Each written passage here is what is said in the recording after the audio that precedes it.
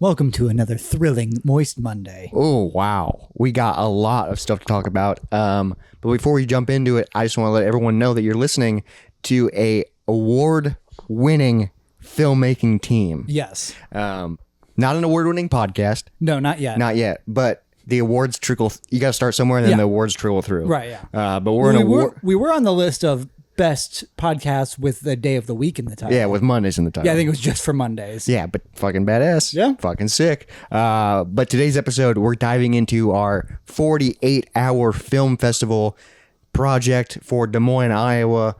We filmed it about a month ago. There was screenings. Then it was Best of City. Then we got an award. Then we looked really fancy. And now we're finally able to release it. And the movie is finally out, so we're going to talk about it.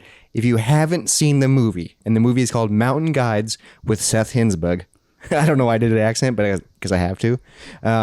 Make sure you go watch it before you listen to this, because we're going to dive deep into every aspect of the film, talk about the entire process, talk about everything that goes along with it, because we're super fucking proud of it. Yeah, and we can finally talk about it. So if you haven't seen it, the link will be down below on YouTube.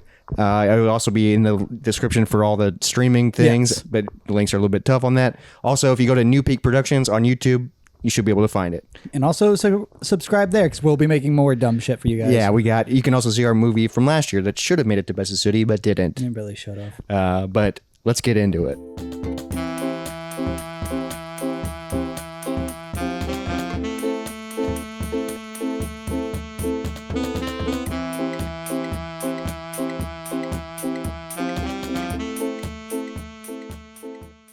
Did you like the film? Did you like it? We worked really hard on it. Do you love it? But also, now we recommend that you pause this real quick and go watch it a second time, because it will be better that time. Yes, the movie is, there's layered jokes. So the first time is just the film happens to you. And then the second time you understand the jokes. And then the third and fourth time you start catching on things that are funny, but you didn't notice. Well, because all the fun facts, all the other, there's just so many things that are happening. Well, because, the movie is so quick. People will like it the first time, but a lot of people we showed, they were just trying to understand it the first time. Yeah, it ends, and most people I watch it with their first playthrough, they're silent after it ends. And then they're like, it was good. And I'm like, okay, let's watch it again. Yeah, and then they like it. And then they laugh, and then they really like it. It's so fun. Happy wet timber to people that are celebrating. We're drinking, so we didn't take drugs though, so it doesn't matter. But we're drinking. So the last weekend in July, we did the 48-hour film festival for Des Moines, Iowa, and that feels like forever ago. It does. It was like a month ago. Which is also weird that it was a whole month ago. It's insane, because it feels like so long ago, because you have 48 hours, for people that don't know, to write, shoot, and edit a short film. That's a lot of work. And Robert and I have been on a few different teams in the past, and then we started our own group last year, and then so this is our second year being leaders of a group. Yes. And doing it all. Yeah, so our filmmaking team is New Peak Productions, because it's our new peak, baby. Yep. which is fun. And we have such a professional, boring name, but we're such a weird team. Which I'm a fan of. Yeah, I love it. And especially because our ending card is the stupidest fucking thing. It makes me laugh every time, because it's like, no matter what you're going to see, it ends with this dumb ending card. Which we'll also play here.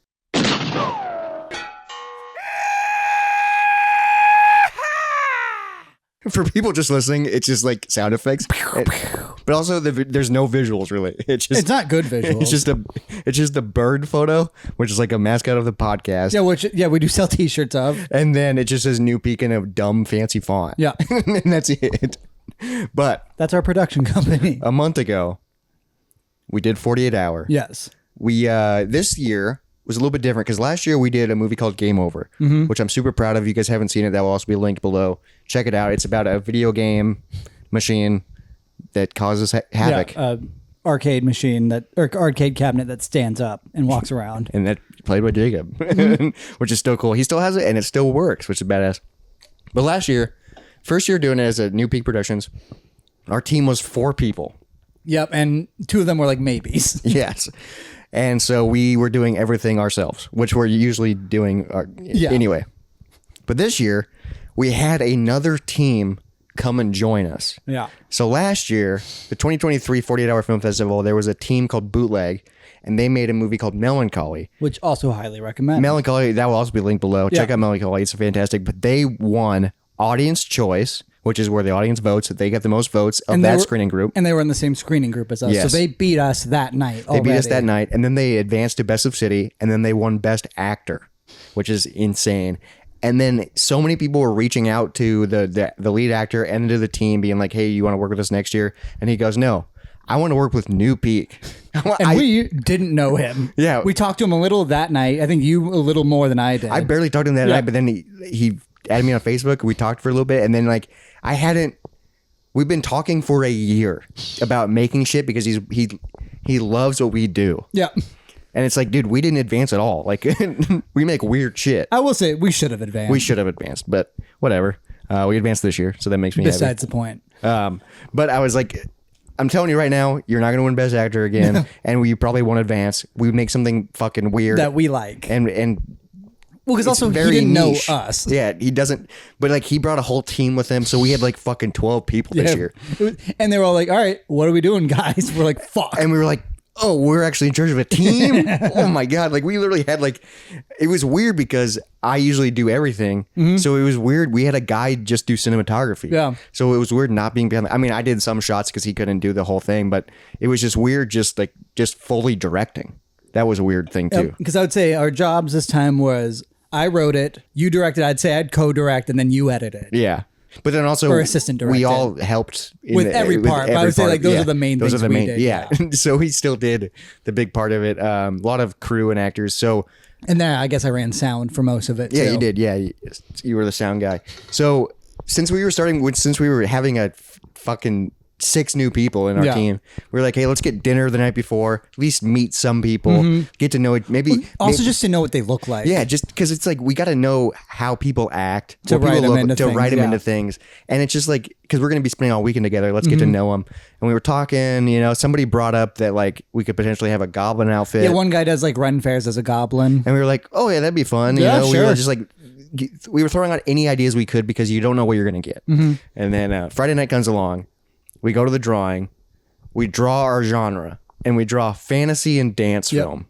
And we're like, fuck. Well, I immediately knew what I wanted to do. Yeah. Because I've been really if you've seen this video, it's about a like wildlife guy. And I've been like thinking about wildlife people recently because I went through another Coyote Peterson kick. Which is, I watched his videos and stole a lot of ideas from his channel. Where like I really like him, and I have thought of the idea of like, what if they found something in it just like was something different, like not a normal thing. And we got fantasy, and we were told that we have access to a goblin costume. So it was like, all right, easy. Well, because we were like, oh, it'd be funny no matter what genre we get if we had the goblin just in the background. Yeah, like show up, because the costume was incredible. Like if we had to do like an office drama, he's just there, but we'd never talk about it. Yeah, he's just drinking coffee out of a coffee mug or something, but dressed as a goblin in the background. But then we drew fantasy, and we were like, oh, goblin's fantasy enough, baby. Goblin's happening. And then we were like, dance film. What the fuck is dance film? Which you and I just moved on past that. Someone else brought in the actual dance element later. And then we did combine both elements. Yes. But then, so we draw the genre, fantasy and dance, which is 2 genres we've never done before. But that's what's cool about 48 is it gets you out of your comfort zone and you're kind of forced to do things. Kind of. Because sometimes the genres fucking suck. Yes. Luckily, we got fantasy's vague enough. Because you could technically get silent and like musical. Fuck. And you have to do one of those. Yeah, silent film, that would suck too. Yeah. Especially because all the actors we had were improv actors. How do you do a silent film with improv actors? Just write down what they say. But then, so we draw the genre, and then right before they release you to start writing, they announce the character, a prop you have to use, and a line of dialogue just to make sure that you don't cheat at all. And there's some teams that do cheat, and it's kind of frustrating because it's like, okay, you already have that planned. Yeah. But our character this year was Zeke or Zoe Hill, and they were a nanny. So you have to include that. Our line of dialogue was, my dog could do better than that. And then the prop was a can opener. Right, yep. And so you have to include all those things in your film and then use your genre and make that in 2 days. It's a lot of work. I was talking to my uncle about it, and he goes, just the idea that stresses me out. And I go, it's actually one of my best favorite weekends in the world. Well, yeah, like I love it so much. We actually do something. Really, we need to set up our own this weekend and just make something. Yeah, it'd be nice to just be like, okay, we're gonna film all day this day. We're just gonna get something done. We don't have to edit, but we can. Right, and like also, I have stuff written already that we technically could just spend a day doing all of. That's why I do like 48 though, is because it is a excuse to get together and you're forced to make something, and you're not and work hard nonstop, and it's a good way to get people to come together because it's so hard as adults. And it's something you sign up for. It's so hard as an adult just do it. to get a bunch of people together on the same weekend to do something creative that you're not getting paid to do. You pay to do this. Yeah. Like, so that's what's tough. But we got those prompts and we were like, we had an idea before we even left the fucking drawing. Which we usually do. Yeah. Because we're not listening. And it's usually I just whisper something funny and then we just go back and we forth snowball on it. Yeah. it. But literally in the parking lot, we were like, all right, this is the idea. We're tasting like the group and people are coming up with ideas and we're like, actually, no. Because also like I did feel bad about that part because we came up with an idea and other people were like pitching stuff, but we were like, no, we've already thought this through. This is already it's already done actually. Yeah, it is currently like happening. Like this is what we're working on right now. That was the tough part because we had such a big team and all new people where it's like we didn't know how that, but it's also we're running the team, so it's also like what we say goes, but also I don't want to be bossy. Yeah, but you work better with other people than I do at times because also my whole thing about this is I like to write. Yeah, I think I'm a good writer. That's your main thing. Like I really think I'm a good writer and I just like doing it. Well, my main thing is editing. Yes, and that is where you that's fucking my thing. shine. Yeah, I would say we are equals in those parts. Yeah, where it's like I'm there for the writing and I like bounce ideas, and then you're there for editing and bounce ideas. But it's like okay, the technical and all this shit. Both of us are where we will say trust the process because you kept saying that to me. Yeah, because in editing, it's like you can editing make or break a film. Same with writing. Yeah, that's true. Well, yeah, writing is you just don't have a film. Yeah, you can do anything you want, and like you need to actually put it together. That's the tough part. Well, what's really wild about this 48 hour in particular, Mountain Guides with Seth Hinzburg, is I've heard this saying before.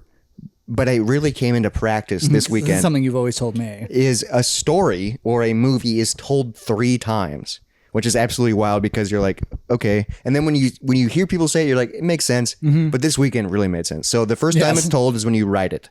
It's the first time the story's told. It's the first time it's written. Well, because also when I write something, I have such a clear depiction of what it is. Because also, like you and I will do this together too. But like, I will think of shots while I write. I will think of like, and this is where we'll edit. And then I'm starting to think of edits and cinematography and all this stuff. And then I get it done. Yeah, and then we go into filming. And then you rewrite it filming based on circumstances, based on acting, based on locations, based on what you can physically do. Yes. Because sometimes you have an idea in your head writing and you're like, oh, this is so cool. And you get to this spot and you're like, actually, it doesn't work. Yeah, it's just, we can't get that So shot. let's, and then the third time you rewrite the film is in editing. And our finished movie that you've seen and loved. It went through the biggest cocoon was editing. Yeah, editing, like what we have released to the public and what was played at the 48 and what made Best of City was not what we wrote. The basic idea was what we wrote, but the whole film changed so much in editing, and it's like I was nervous to show our team because they didn't know we had made that. Because we had to make it. Yeah, so let's jump back to writing. We'll explain it. Because I presented the basic idea to you, and then you and I kind of walked through all the things. And we carpooled there so we could talk on our way home. Yeah, which is the way to do it. Yeah, we had another guy there. He was like, "Well, it sounds like you guys are writing it, so I'll just go home." We're like, "All right, we'll let you know." And he was like, "Yeah, he was gonna be like the number 3 on the team," but he was just like, "It seems like you got it." That's what I felt bad because last year the team that joined us, they won Audience Choice. They moved on to Best of City, and then like so technically they are better than us. They are better than us. It was their first year too. Yeah, and but like the guy that was like came to the screening, he's a guy who played the Goblin. He's phenomenal. He's a great dude. But like I was looking back at their Meloncholy, and he like wrote, directed, edited, like he did like everything for that team, and then just didn't do much. And that's what. I don't know how dynamics work. It's hard to. But also, it did not seem like he'd mind it. Where you and I need to do this and stuff. I do think he was proud of the thing. I hope he's proud of it. I'm fucking so proud of it. Well, also, like like a lot of people got in good decisions, which was really nice. And we can talk about that as they happen. And he was able to shine. Yes. He's what made the whole fantasy. Right. Yeah, we needed him.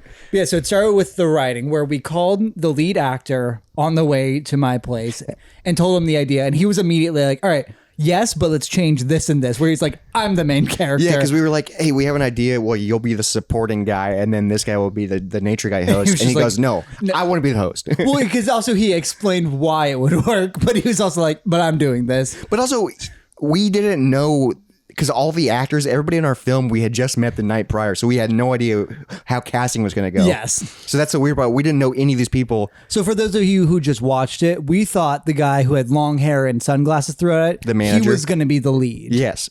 And then because I think him in that outfit would have looked even more like the silly character. But then we were like, well, we think he would have like an Australian accent. Can he you goes, do that? And he goes, hey, how you doing? Like, yeah, he did a good one. And he just like kept talking, and I was like, oh, sold. Yeah. Yep, you got it. Yeah, and then we get back to my place, and then he comes over, and we have a chalkboard. A whiteboard, no, yep. So, yeah, we have it. We have every bullet point from beginning to end. We literally have it storyboarded within 15 minutes of the 48 started, and we're like, that's the script. Like, it's like, we're done. We had like, which is like the fastest writing. I mean, you like went and wrote the script. Yeah, but it took me probably like a couple hours to actually write it. That's like the fastest writing. Of just this happens, and then this happens, and then this, yeah. Literally, on the drive home, we knew exactly where we were. Beginning to end, I think. We knew exactly where we were going to use the line of dialogue, where we were going to use the prop, where we were going to use the character. Like, it was just like, we didn't have to like shoehorn anything in. Like, it was like the most easy process of a story, which is insane. Most of the writing that I didn't do came from just our lead actor talking out loud of him just saying things. Saying stuff in that accent, and I was like, and then like I could tell I pulled just my favorite things that he would say. And then you were also looking like up like Australian slang, dialect, slang, like dunny, which is bathroom, and doodly doo. I don't remember who came up with the mountain guides. I think Sean did. Sean did, yeah, because that's the name of the movie, but then that's also a pun and a joke on itself. Or maybe we said mountain guides, but he figured out mountain guys. I know which is hilarious. He at least figured that part out. And then what's cool is there was like, so the whole team didn't come over Friday night. There was like 4 or 5 people, and it was kind of fun. We drank some whiskey. Yep. But then it was cool because our new friend Jake taught us how to drink scotch correctly. Yeah, let's take a pause real quick. Yeah. Dude, it was like, I felt like the most bougie snob whiskey person ever, but it was the coolest experience. So he brought over like 2 fancy bottles of whiskeys that all had like descriptions, and he was like, let me tell you about this bottle before we drink it.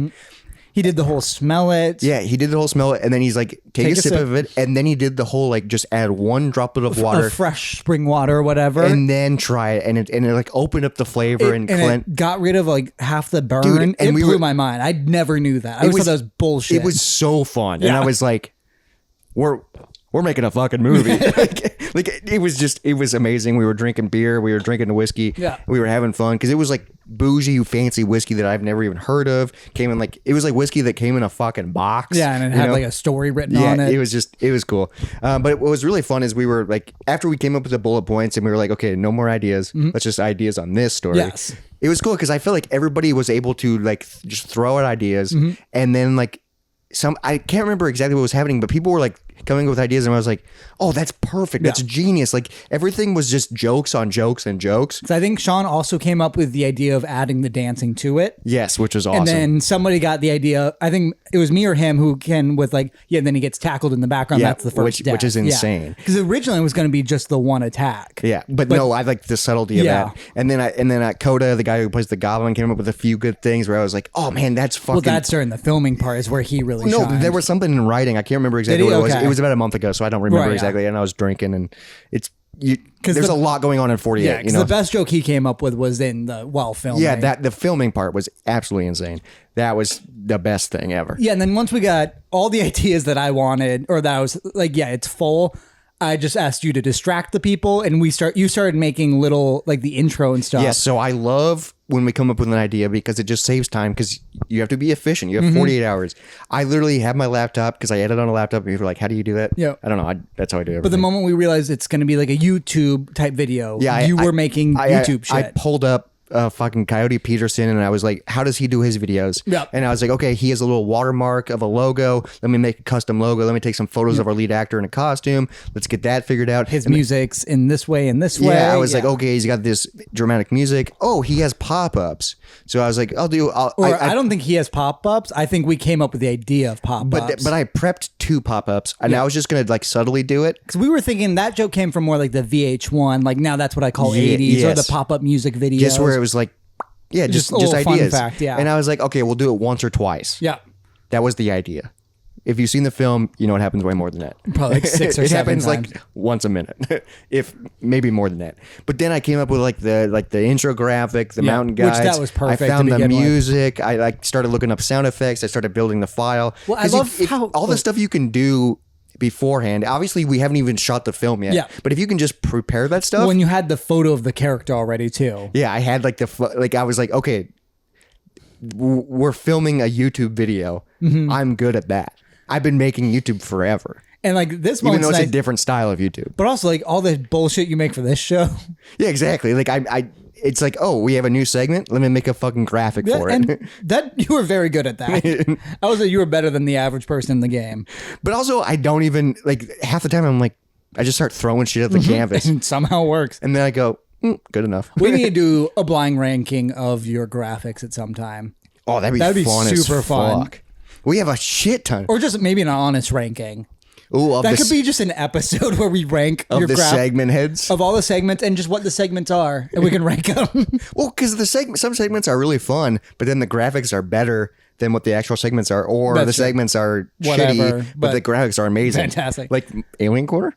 That Alien graphic Quarter's great. That graphic might be the best one. That might be, That yeah. one's terrifying. But I will say, like the intro to the show is the most boring thing we made for it. No, yeah, and it was because- on purpose. That it was boring. Because it was like, okay, this is just a YouTube thing. Like I was like, Yeah. But also the idea of this whole short film and story was like, this host is just like a idiot. My initial thought like Friday night was like, oh, he's Michael Scott. It's very that. It's Michael Scott from The Office, but being a wilderness talk show host. That was the initial idea. When you watch it, you don't think that at all. I think if you think about it, you can kind of see it, but it didn't. It's not like it's not a ripoff at all. no, it's not a rip Yeah. off, but I think it works of the idea of the guy who's an idiot, but he keeps going. But like, so that was like supposed to be like everything. I wanted everything else to be kind of normal. Sure. Like my initial idea Friday night editing was like, okay, the joke of this whole thing is just the host is an idiot. Yeah. And then shit is happening to him. Like he discovers a goblin. Spoiler alert if you haven't seen it, but you should have because we're telling you all about it.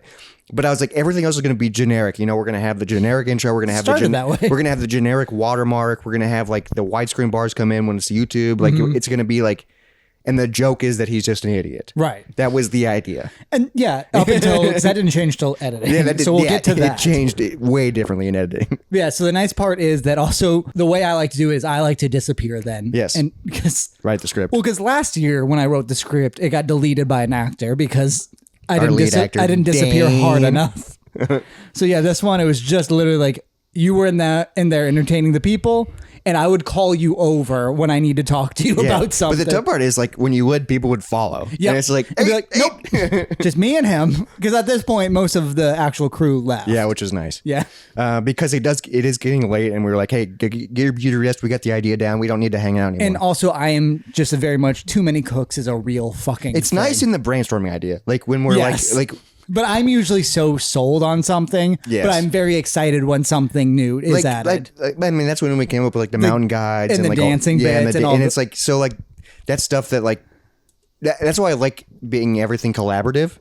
But it's also nice when we have the story laid out. Yes. And, And then other people can throw their spices into this but meal. I act the exact same way in editing though. Yes. Where I'm like, hey, let me just do what I'm gonna do, and then And I'll then- show it to you, and then notes. and then notes. Or yeah, it's like so. Let me just do my thing first, because if I start telling you it or you see me do it, you're gonna stop me and no. Right. 'Cause Just that's trust the process. That's how editing started. You're like, you're going to love this or hate it. And that's going to determine this film. Because I got wild with it. But also, not at that point. Oh yeah, he got worse. Yeah. We'll get into that. We're still on Friday night of the 48th. Yeah, so I wrote it. You and I read through it several times and made little notes here and Yep. there. Because I would say the first draft is probably kind of similar to the third draft, but I think we made it to 4 or 5. Yeah, it's. I mean, it's very similar. It's just like pacing wise, and obviously like when you We combined some characters. type up a script and you're writing it in your head, you're like, oh, this is good. But then when you read it out loud, you go, okay, pacing wise, or like, Or that word's not the quite word right. doesn't Yeah. fit there, and it is weird because it's just us reading like multiple characters, Yeah. but you still get an idea of it because you want to have because we always do like a read through like the next morning with the whole Yep. casting crew, but you want to have all that stuff done before they show up. You want to make sure it's at least as good as it can Polished. get. And for obviously, what it is. there is room for improv and all that Yeah. stuff, but you want to have mostly there. And I will say the film is very close to the script. Yes. Which is interesting because the film is still nothing like the script. Yes. Which is so wild. And also, we have so many bloopers, which I'm working on a blooper reel right now of just complete improv. Because we had a bunch of actors where their specialty is improv. Yes. So like they went to improv classes. And I did feel bad where we were like, yeah, there'll be a lot of room to do whatever you want. But then I wrote too many little jokes that come up later. Yes, but those are important. And so it's like, let's get a good take of this line, but then you can improv and then we'll see what the best one is for this. But we always make sure we get the best take of the line. Yeah, you gotta make sure you get the best take of the line. So then we But I think that's how you make movies. I think so. Yeah. Well, yeah, and just we only had 7 minutes is the thing. If we could make it as long as we wanted and we still wrote this script, then we could have kept a lot of We could have kept more so shit. much improv and it would have been kind of funnier. It would have been more... People would have laughed at their first view. More, yes. But the issue was that I think when we work with this group in the future, we'll let them do their improv lines and then we'll be like, okay, but you got to get the timing right. You can keep those same jokes in. Yes. It's just, you got to give space. And also, I really want to... I've learned a lot of things from this weekend from doing the 48. Obviously, the story thing, which I already told. Yeah. And then also that I want to get more than one camera. Yes, because... I want to do a multicam, especially when we're doing improv. Yes, because if you get a good improv take between 2 cameras, you can cut between. And then you can really control it in editing. If you just have one camera and people are improvising, you can't combine takes. Or you got to ask them to do the exact same thing again. And when people are overlapping, it doesn't. But if you have 2 cameras, you can kind of blend it together. You can space them out. Yeah, more, it doesn't. Yeah, it's tough. So that's one thing I really learned. But I've never really had a full cast before. We've never had 5 people in front of our camera. It's insane. It's always just us or one or 2 people. And we take turns. Yes. Yeah. And I'm just behind the camera. And we will still do that in the future. Yes. And I'm excited for I one. just want to get it'd be nice to have, the goal is I would like to have 3 cameras. Sure. Which is wild. Because I want 2, especially if you're just thinking dynamic or regular. Over the shoulder This idea. episode's very nerdy, but Yeah. we love filmmaking. But I want 2 over the shoulder shots and then just a wide shot. Sure. A wide shot can be a tripod and then 2 floating over the shoulder shots. Sure. And then you can let it roll, do the dialogue, get the lines, and then do the improv. And then you can cut back and forth. And then you have so much room in editing. Yeah. You can cut jokes. You can fucking put jokes in from other takes. Add awkward pauses. Yeah, you can make it editing. You can do whatever the fuck you want with it. And that's why I love editing. And that's what we did with this film. Yes. Yes. Yeah, script is written. You and I approved it. I was proud of it. I think we went to bed at midnight? We went to bed early this year. Maybe around 2, I would guess. Okay, but we were done at a decent time and Yeah. I think we were reading through them through the 1 a.m.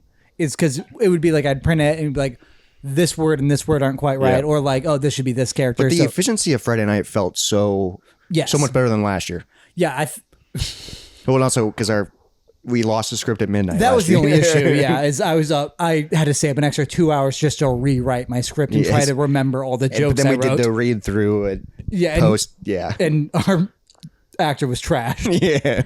Also, it wasn't a very verbal script last year. Oh, true. Yeah. Yeah, where this had monologues. Yes. And I have not written mostly monologues. And I had not written monologues in a while. And I will say he stuck to the basic monologue, but he punched up a ton. Oh, dude, and it fucking worked great. Yes, but he kept the main lines. The wording, Yes. saying, and you were can you just, okay, I like what you're doing with this, but say this, say eerie, or say, Yes. especially because in the accent, it's funny. Right, and I did write for the accent. Yes, which is funny. Because I will say my proudest joke of it, and I did come up with this joke, and I was very happy with this, is the secret word, or the Safe word. Safe word is aluminum. Yeah, but in the Australian accent, It's aluminium. Aluminium. I was very, very proud which of is that a joke that I think we people, hammered it, at I least. think some people get, Yes. but also the movie happens so fast that you probably catch it on your. If you don't catch it, you catch it second. At or least third. that joke, we put a beat and a hammer. We hammer in on it. It's With the just if you miss graphic. it the first time. Yeah.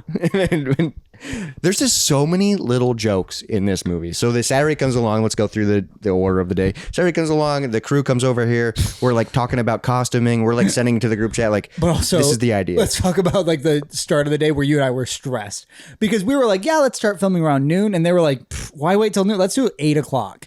And then we were let's shoot for 10. Yeah, let's do 10. And then everyone shows up at like 11:30. We're like, God damn it. Yeah, we're like, so let's do 10. The first person to show up 10:30. Yeah. And we're like, okay, come on, guys. But we need the whole crew because we're going to get all of the big shots done first. Yeah, and we then we're wanna- going to come back for the cleanup shots we at want to the do. end. We want to do, and we didn't know exactly where we were going to be filming. I don't remember when we got the idea for that. That property. was Saturday. Was it during the day? Yeah, we So were like, because we were planning on going like an hour out of town to film. Yeah, to a nice area. But then what? Jake, who in the film played the sound guy. Yep. He was like, "Well, I own an acre of land. It's got forest," and we're like, "Fuck, let's 'cause go that's there." in town. Yeah. And so we all get around there, probably around like afternoon. Yeah, it was afternoon, and we're still waiting on a few people. We're like, "Oh shit, we need them for these shots."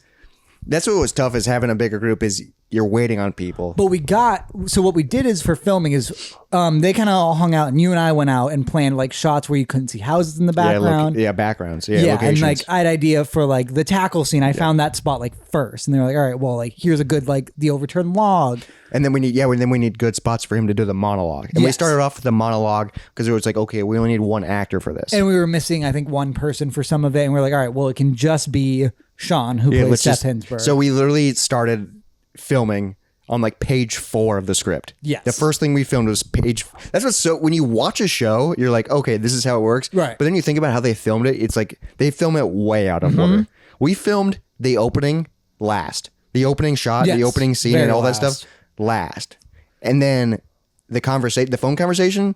We filmed the hot tub scene earlier in the day, and then Yes. the last part of the phone call later in the day, and then that's what's so fun about editing is like it makes it seem like real time, but it's not. Because I think the phone call was the last thing we That was the very last thing we Yeah. filmed was the phone call.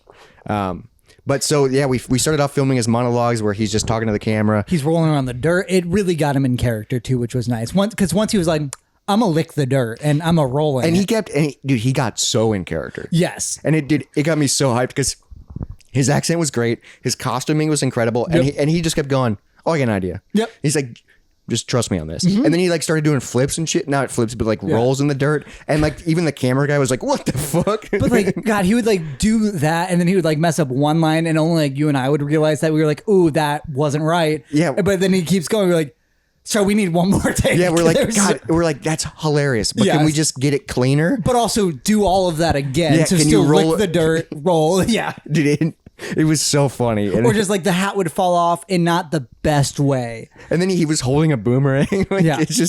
it was so funny. By the way, I went to Australia when I was like 10 or something, and my dad bought that hat. I bought that boomerang. The vest he's wearing is from my punk days. Yeah. And then he's just wearing shorts. Like, And a wife beater, it's yeah. just so funny, dude. Yeah, so we started off doing that, and then we're like, okay, let's now that everybody's here, Probably let's got like 8 takes of each let's monologue. Yeah, because he was like, I got some ideas for improv. Yep. Let's do this. And we're like, okay, Because I would say, let's get the lines. what but are the then- best things he wrote during that? I would say we asked experts, locals, expert locals. Expert locals. That's one of my Yeah. favorite jokes. And that's what's in the movie. Yes. And that was 100% improv. But what's also is wild is when you watch the movie, you kind of get distracted because there's a pop-up Yeah. that comes in while he's talking. So your first watch through, you read the pop-up because that's just how you work. So then your second view, you realize how funny his line is. That's why I love our movie because there's so many layered jokes. Like you catch things every time. It's a lot, yeah. And there are certain things that I've seen it 100 times maybe because I edited it and all this shit. There are certain things that still make me laugh. Yes. So hard. I would say my favorite joke in the script, besides probably this even more than aluminum, is how many times he says Seth here. Yeah, dude, Seth here. Because that was in every That was monologue. in the script. That's how it starts. And I also love the way that because he messed up a line. There's and then, one time where he said a different line first, and he said, "By the way." by the way, Seth here. Yeah, and, and I love that. So good. That made it so funny where it's like, oh, so he's planning on he he knows he needs to do this. he knows he needs to and then also there's a scene where he introduces himself to the group. Yeah, not on camera. Yeah. Even though he goes, Seth here. That's so funny. But my favorite joke, I mean, I don't know if it's my favorite, but it's one of my favorites is when he goes, Mountain Guides on 3. 6? Yeah. 5? And that was one where he did it a few times. I was like, that's stupid. Yeah, I hated it. I hated it day of filming. Sorry, Sean, if you're listening to this. But also, I'm just like, it's hard to notice things are funny when you're filming shit in 48 hours. Because you're just like, we got to get this. There's so many times when filming, like when we were working with Sketchvan, where you would do something, I'd be like, that was a bit much. But then I would see it. I was like, oh, that's so funny. It's perfect, yeah. It is weird how different you and I are with that. And you're much more physical, and I'm much more verbal on a lot of things. It's tough. So when he did it, I didn't think it was funny at all when filming, and then editing. It's the funniest thing. And it's so funny. And like there are a few people at my bar. I work at Uptown. Yeah. That like they've seen the movie, and now they go, I'm stealing that bit. Shit. So on 3, and they go 6. Yeah. they literally said, I'm stealing that bit. And that's so funny to me that it's like, oh wow, we're creating a fucking trend. Yeah, we'll see if it catches on. But then we were like, okay, the whole cast and crew is there. Let's film these group shots. And in these group shots, there's like 5 people in the shot, and that's a lot of people to direct and be on camera. Yeah. And they're all improv guys. So it's like, right. So that was really tough because it's like they're all hilarious and funny. It's hard to be because everybody's doing their own thing. Yes. But then also you're trying. That was you a tough blend it. Yeah. That was a tough part for me because I've always just directed 1 or 2 people, and it's always just and it's usually me. Yeah, and it's always just on. It's not like it's a wide shot with 5 people. Yeah, and they're all doing something. How do I pay attention to everybody and then direct everybody? Like it was tough. Because I will say, when we first started, I was really nervous because nobody was reading the scripts. Oh yeah, it was. Like, I was actually like, I got a little upset at the early stages, and then once we actually got on set, Sean really started reading through the scripts, and he actually like started doing the monologues in the way, and then he added his own jokes after. Yeah, we were like, okay, because we kept going. Let's get the lines, please. But also, it was hard to being like, all right, you say this chunk, and now you add into that. But also, you have to react this way. Like there was a few scenes where we were like, there was a few scenes that took us forever because the emotion, the way they were acting it wasn't quite working, and we were like, but we need this to work, and so it took a lot of takes. I think the hardest joke to get as a take was they're saying mounting guys, yes, and the idea that it was he's supposed to be unhappy about it at the end. Because there's the line that I think is in the script of it's great for engagement. Yeah, because like it's a YouTube video, so people leave comments about that, and he's like, yeah, it does great for the video. And then he's supposed to be like embarrassed about that, but I remember every time he was just like, yeah, it's fine. No, it's like, no, this is when you get embarrassed. So it's like, yeah, so we were like, it was tough because we had to like, okay, so you got to start off acting happy. You got to react this way. You got to react this way, and then you got to change your reaction. It's weird directing. Yeah, it's tough because usually it's just you and me directing you and me, and it's also really tough too because I barely know these people, and then also directing. You have to be fucking.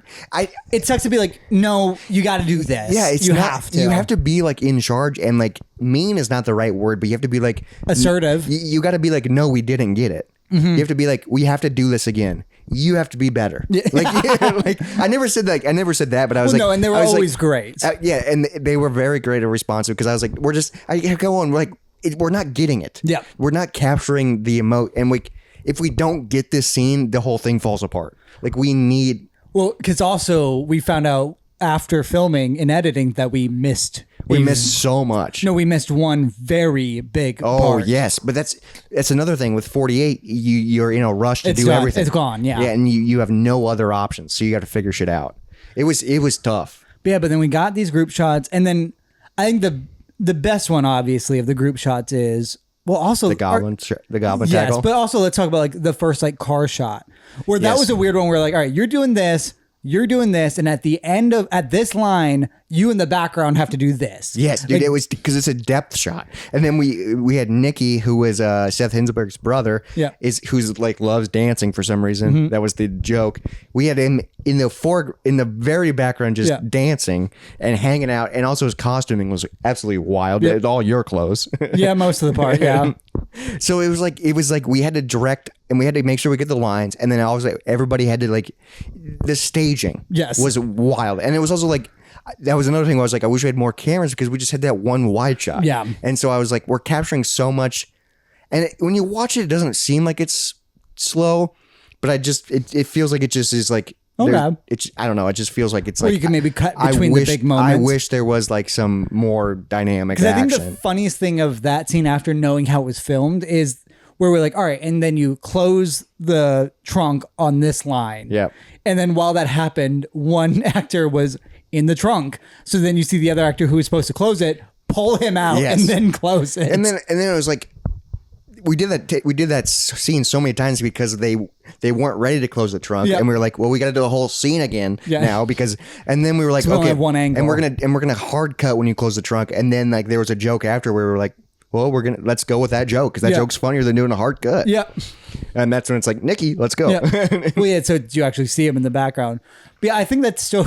It's weird when you're like, all right, well, let's start from the beginning, but also remember everything we just told and you. We got to repeat, and people are moving shit. Like that's the tough part about doing. We made them reload that car so many times. But you got to get the shot. Like that's like it's tough. And what's wild is like because I wasn't running sound, I wasn't running camera. I was literally just holding a script, going action. I'm doing nothing and just going reset. Yep. And I just stand there watching just the overview, watching them reload and load a car multiple times, going. Didn't get it. Let's do it again. And also it was so funny because every time they didn't get the one thing, you and I would look at each other and just be like, but like, let's do it again. But also we like, let them finish. Yeah. Like, yeah. Just in case you say something funny. Yeah. And then we can do that again. Yeah. It was tough. I'm going to run to the bathroom real quick. Let's take some jazz and we'll come back.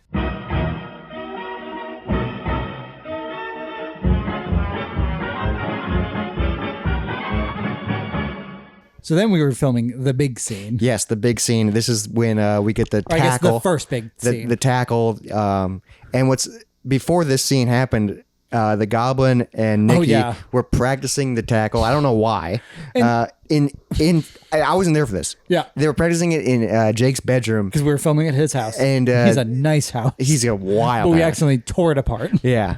He invited us over. Yeah. It's his own fault. But they were practicing the tackle on like one of his beds and they broke the fucking bed.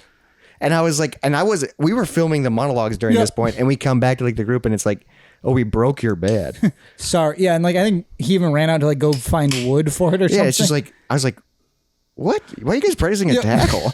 I was just like, all right, well, we weren't a part of it. Yeah. I was like, whoa, I didn't. That is funny though. That I forgot that little. That was just going on in the background. Yeah. While we were filming monologues. But so like this tackle scene, this one was tough too, because I was directing 4 people that were acting in all lines. Yeah.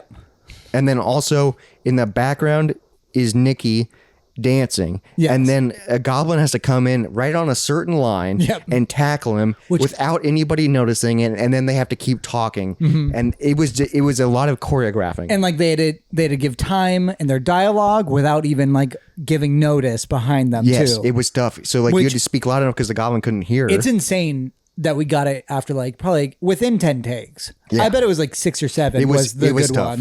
One. But like way easier than it should have been. Because there was just so much going on. But while we were getting the shot set up, the Goblin and Nikki, I'm calling them by their character names. It's just easier for people to understand. Well, Nikki's name is just Nick, right? Oh yeah, this his real name is Nick. And then Nick Coda. And Coda, yeah. Nick and Coda. But they were working on their tackling and blocking and stuff in the background. Yeah. And it's tough because they were like maybe 15 feet. Yeah, 15, 20 feet. 15, 20 feet in front of us. So like I can't really hear what they're talking about doing and all this stuff. And then all of a sudden one of them leaves. For a while. And I'm just like, guys, what the I'm getting mad. Yeah, I'm like, we have this. 48 hours. Like, where'd you go? And he's like, oh, we want to go get twine. I'm like, why do we need twine? What are we doing? Like I was like getting mad, but I didn't want to like snap. Because well, you weren't close to snapping. It was just I was just like, come on. Yeah. Like, what are we doing? Well, they also did not explain to us what they were doing. No, they kind of just did it. And hindsight, they were right. Amazing idea. Yes. Yes. But it's like, I just was confused on what's going on in the moment. So he was like, I'm getting some twine. He was wearing a yellow stocking cap. Which we can just probably play like the little segment here real quick. Yeah. And then we can explain it. People on YouTube to watch it. Good day, mountain guides. Seth here. Now I know the terrain has been rough. The weather, rougher. But it's in these difficult moments where we find our true strength as mountain guides. They tied twine from the top of his hat to a tree with a little bit of slack. And so like when he's dancing and stuff, you don't notice it. And still, dude, I've edited it so many times. I can't even see it. No. Like I don't even know how they did it. And they did this all by themselves. No one, this was not in the script. This is nothing.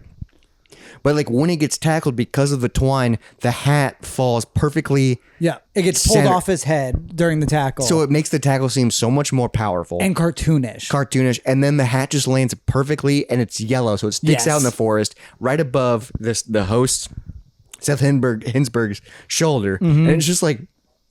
Best thing in the movie. When we got it, I was like, oh, that's the shot. Yeah. Like I was like, that's incredible. But I was so mad because I was like, why are we doing this? Like I didn't get it. Yeah. And we were able to, because also we had a second camera rolling during that scene that he was pretending to film. Yeah, because he was the camera guy at the YouTube show. It was really funny because he's not a camera guy. And it was funny watching some of the stuff where he's just doing random shit. Yeah, and also we had a live mic on his camera because that's what they would do. Yep. And he's not a camera guy, so he doesn't know. So he kept like doing like, it's going to sound weird for the audio listeners, but he kept going like, yep, and like rubbing the mic. And I was like, I didn't notice it in when we were filming, but then when I was editing, I was like, God damn it, that was our live mic to get good audio, and you're fucking doing this, just smacking it around. You're smacking it, which I get. Like he was trying to like act and stuff. Well, and he's rolling around. Yeah, this is the moment where they really all took on their own characters. Yes. But I was like, that's a live mic. And then also I was like, you're actually filming and we're going to use some of this footage. So like make it good. But he's an actor. He's not a film guy. So like, I get that he doesn't know what he's doing. He's also our lead actor, Sean's little brother. Yeah. And we learned that Sean is a fucking bully. Yeah, dude, it's so funny. He was so mean to his brother. So funny, dude. But there was one, I'll say this. There was one time where his brother was like, oh, here's an idea. His brother's name is AJ and he's great. And we had a lot of fun working with him. But he like gave us an idea and I don't remember what the idea was. But then Sean pulls him aside. He's like, hey, don't you ever give them advice on things.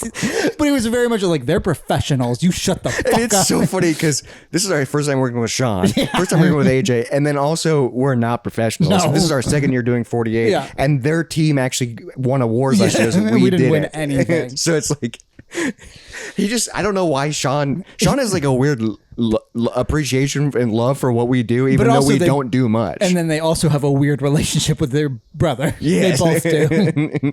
Oh, it was so fun. But we got all the filming he done. yelled at him a few times while filming this scene too. Yes, he did, because he kept AJ was like taking the role of the camera guy, and he was like trying to do creative shots because that's what I told him, just like, hey, don't stay there. Don't move your feet. I was like, just stay there. But he kept moving around because he like wanted to be an actor. He would do like a roll sometimes. And then a few times, there was one take, and it's like one of my favorite bloopers. There's one take where he gets in front of Sean or Seth Hinzburg. So in front of you as well with the camera. In front of the real camera to get the exact same shot. And he's like doing his bit, and then Sean just looks at him and he goes, you shouldn't be there. But in character too. You shouldn't be there because you can see the goblin. And I'm just like, just stay there. That's what was tough is like, there were so many moving parts. Yes. And also, and then keeping track of it, and then also in a time crunch. But also the parts were moving freely. Yes, they were just doing their own thing. Well, because also during the scene, Jake came up with the idea of he blows a vape in Sean's face, and then like during it, you rarely notice it, but Seth Hinzburg coughs right before he says Seth here. Yeah, because you don't. And it's such a funny cough. We don't ever see him hit a vape, so No. like maybe because we had to cut it down for editing. Probably. Yeah. But yeah, that's one of my favorite things too. Is when he sits down, he goes, he like coughs because it's a weird cough because there's vape smoke being blown in his face, but you don't even catch the smoke hitting him, so he looks like he's just coughing randomly, which is also hilarious. Yeah, but also like another great joke that we had nothing to do with that they just did. All their characters, like they're improv actors, you know, so they all just took their own identities and they ran with it, which made it so much better. And they were all dressed fucking uniquely and weird. It was so fun. So we got all of the filming done that we could at the forest at Jake's house, which is badass. And then we had the intro. Or wait, let's talk about the big scene too, though, the kill. Oh yeah, I forgot about the kill. Well, because the ending of the movie. I think everyone was eating lunch, and then you and I left lunch early, and we found the spot to film, and we're like, all right, well, we got to build a goblin. We built a goblin hut of just loose trees, and it looked pretty fucking good, especially on camera. Yeah, because there was just a low branch, so I started throwing sticks on it. And then we made like a little entrance and like little hut. Dude, I was like, holy, on camera, it looks fucking sick. I buried a hose in it. I think you can probably see it in certain angles. angles, but like for the most part, I buried. Yeah, there was like a weird, like, I don't know exactly what he had on his Box thing. land, like a box thing, but we covered it in branches so it looked like it was more naturey. And then we were like, this is going to be the staging. And what's tough about this shot is we filmed it like one take. Yes. And so this is a new thing for me. And what's wild is our camera guy was there, but I just took over for some reason. Yeah, you did film this scene. I filmed this scene. I think he had to leave soon, so we weren't using his camera anymore. Oh yeah, we were using my camera. That was during all of his that stuff and the was hot packed tub, up. yeah. All of his stuff was packed up. The ending of the movie is filmed like one scene, but it's two shots. Yeah, and like if you can obviously tell where the cut is, but you can't tell during the film. It's fucking sick. If I told you there was two takes in this, you would be able to tell. It would make sense. Yeah. But when you watch it, you're like, oh, that's badass. So like the first take is like the camera's following him exploring through the woods, doing his monologue, and he's walking backwards. so we had to get his monologue good. Yes. And then it ended with a tackle, and then the camera pans to the ground because the camera guy freaks out, and then that's where we would cut the first take. Yeah. But we had to make sure that the monologue was good and then the tackle was good. Well, also we had to stage of like, all right, this line is when you can now see the goblin, and you are over like this shoulder. Yeah, so like I revealed the goblin, and then we also had the background people going, hey, hey, hey. Yeah, and then I'm walking around you with a cushion. Yeah, that was the tough part too, because I was following our lead actor, filming him, also revealing the goblin, and then you were behind me with couch cushions because they were getting tackled on the couch cushions. Yes. So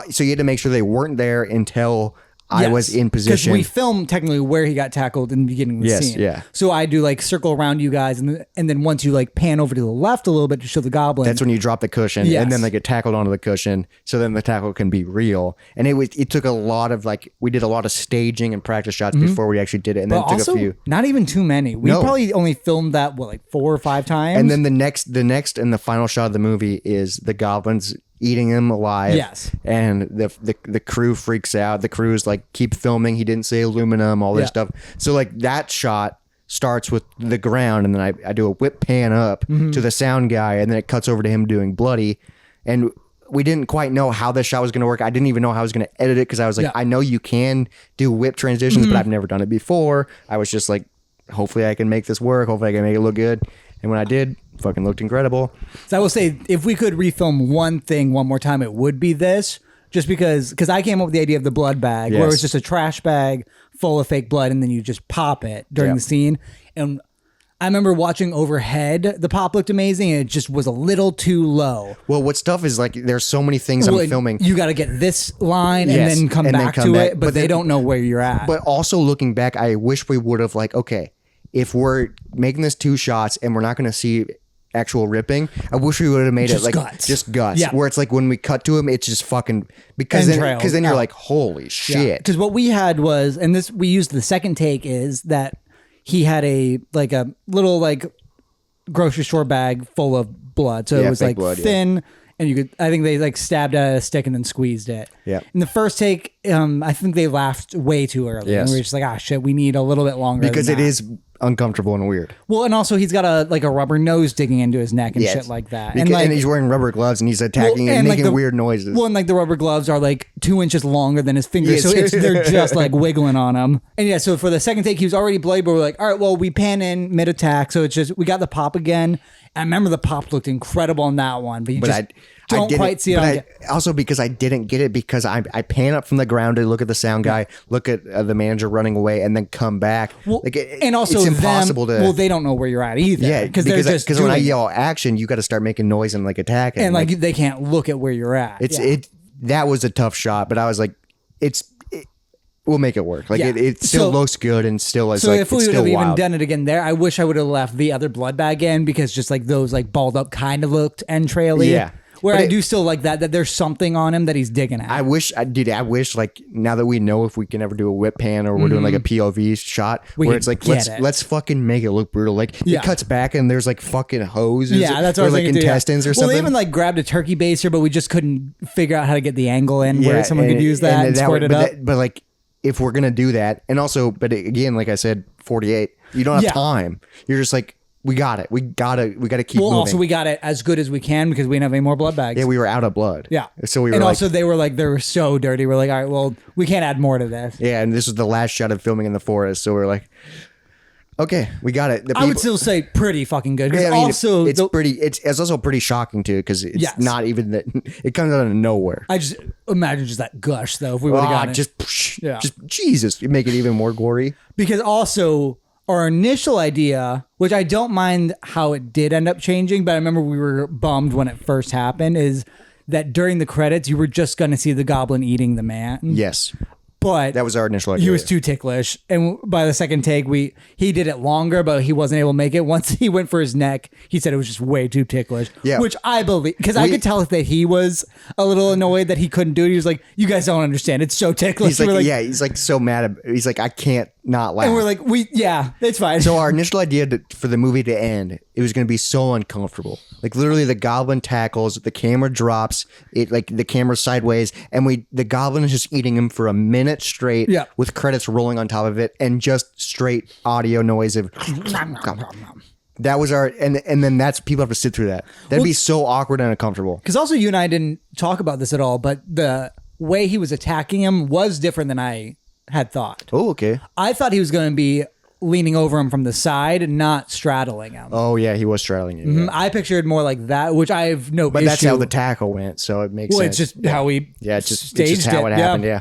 Yeah, but we couldn't quite get a long enough take of it to do credits because it was so ticklish, and we only got that shot twice, and we went with the second one.